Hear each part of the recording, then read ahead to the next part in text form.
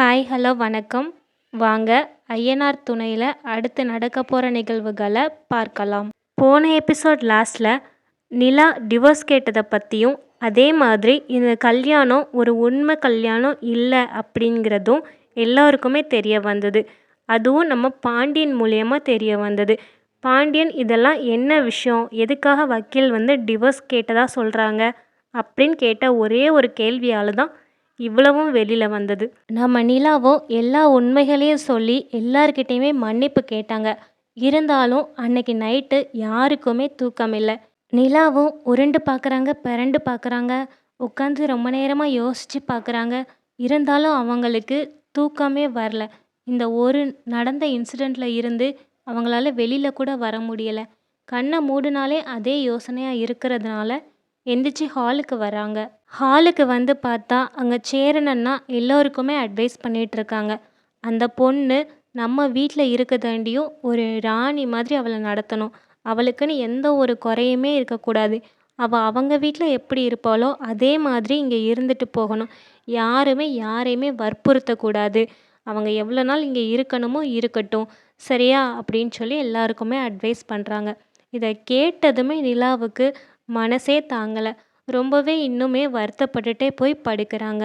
நிலாவை விட்டு கொடுக்க அந்த வீட்டில் யாருக்குமே மனசே இல்லை. ஏன் குறிப்பாக சேரனோட அப்பாவுக்கு கூட நிலாவை விட்டு கொடுக்க மனசு இல்லை. இந்த கல்யாணம் எப்படியாவது ஒரு உண்மை கல்யாணமாக இருக்கக்கூடாதா அப்படின்னு தான் ஒவ்வொருத்தரும் யோசிக்கிறாங்க. அப்படி தான் காலையில் விடிஞ்சதுமே நிலா கோலம் போட வராங்க எப்போதும் போல்.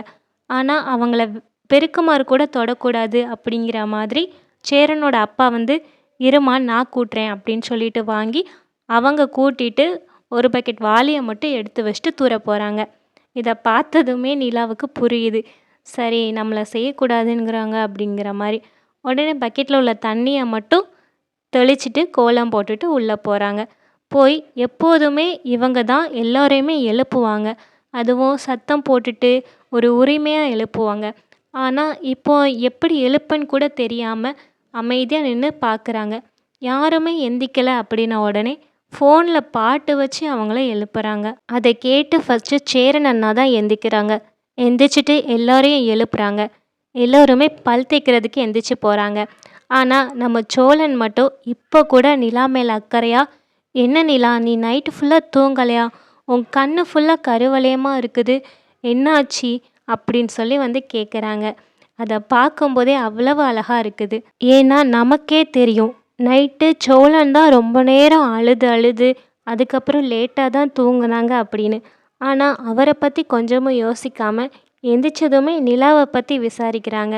இதிலே தெரியுது சோழன் நிலா மேலே எவ்வளோ லவ் வச்சுருக்காங்க அப்படின்னு.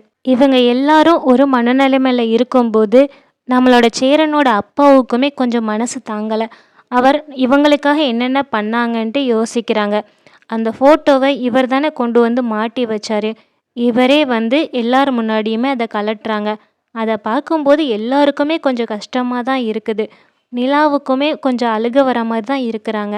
அவங்க பார்த்து இன்னுமே ஃபீல் பண்ணுறாங்க எல்லாருமே. சரி, இந்த வீடியோ பிடிச்சிருந்தா லைக் பண்ணுங்கள், உங்களுடைய கருத்துக்களை கமெண்ட் பண்ணுங்கள். தொடர்ந்து இந்த மாதிரி வீடியோக்களை பார்க்க நம்ம சேனலை சப்ஸ்கிரைப் பண்ணுங்கள். தேங்க்யூ ஃபார் வாட்சிங்.